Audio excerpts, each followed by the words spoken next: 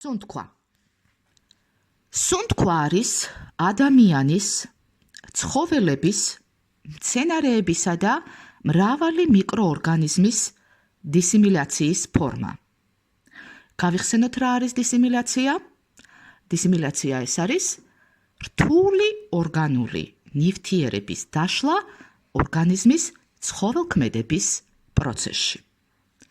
სუნთქვა არის ფიზიოლოგიურ პროცესთა ერთობლიობა, რომლის შედეგადაც ორგანიზმი იღებს ჟანგბადს და ათავისუფლებს ნახშირორჟანგს.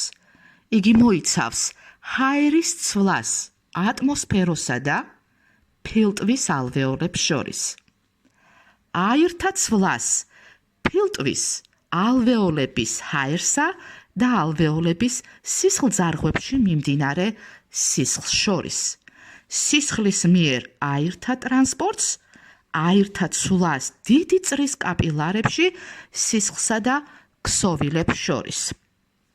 შვიდ პირობებში, მაგალითად, მხოლოდ გონებრივი მუშაობის დროს ადამიანის ორგანიზმმა საშუალოდ წუთში 250-დან 300 მილილიტრი ჟანგბადი უნდა მიიღოს და 200-დან 250 მილილიტრი ნახშირორჟანგი გამოყოს.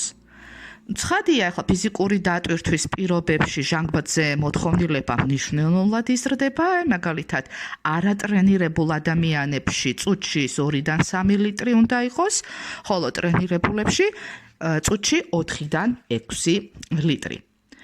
ატმოსფეროდან უჯრედებში ჟანგბადის გადასვლა აუცილებელია ორგანულ ნივთიერებათა ბიოლოგიური დაჟანგვისათვის. რის შედეგადაც თავისუფლდება ორგანიზმის სიცოცხლისათვის საჭირო ენერგია. ბიოლოგიური დაჟანგვის პროცესის დროს წარმოიშობა ნახშირორჟანგი, რომელიც უნდა გამოყოს ორგანიზმმა.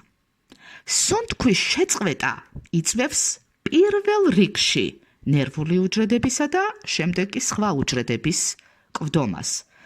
გარდა ამისა, სუნთქვა მონაწილეობს ორგანიზმის თხევადი, შინაგანი გარემოს და ქსოვილების აქტიური რეაქციის, სხეულის ტემპერატურის მუდმივობის შენარჩუნებაში და ასევე სხვა პროცესებში.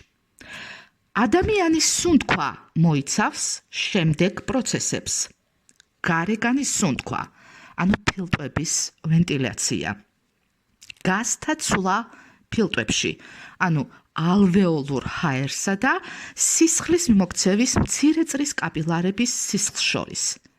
გაზების ტრანსპორტის სისხლით, გაზთა ცვლა ქსოვილებში, ანუ სისხლის მიმოქცევის დიდი წრის კაპილარების სისხლსა და ქსოვილების უჯრედებს შორის და შინაგანის სუნთქვა, ანუ ბიოლოგიური დაჟანგვა უჯრედების მიტოქონდრიებში.